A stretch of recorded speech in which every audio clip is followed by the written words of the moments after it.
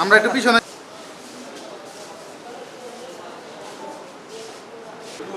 না না না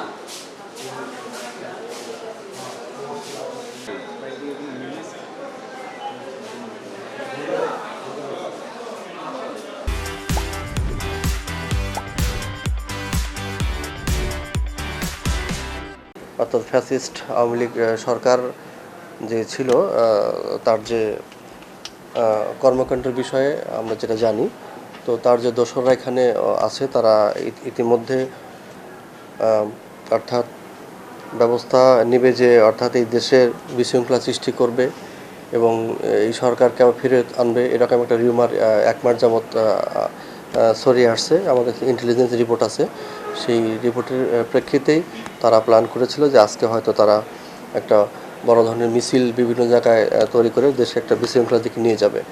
তো সেই সংবাদের প্রেক্ষিতে আমরা তৎপর ছিলাম এবং নারায়ণগঞ্জ জেলা পুলিশের ঊর্ধ্বতন কর্তৃপক্ষের নির্দেশনায় আমরা একাধিক টিম মাঠে ছিল। তো অদ্য ভোর 5:30টার দিকে আমাদের ফতুল্লা থানাধীন লামাপাড়া অর্থাৎ শিব মার্কেটের আশেপাশে এখানে একটা মিছিলের প্রস্তুতি অর্থাৎ বিক্ষোভ মিছিলের প্রস্তুতি তারা তৈরি করে এটা ছড়িয়ে দেওয়ার চেষ্টা করে।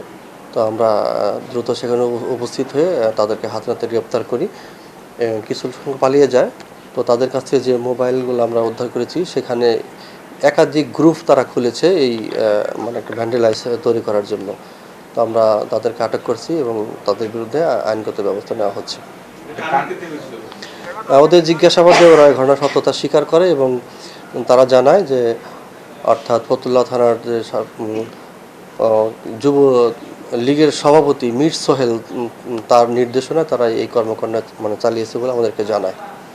তো তার অবস্থান কোথায় তা ওরা তাদেরকে মানে সে আমেরিকাতে আছে। ধন্যবাদ।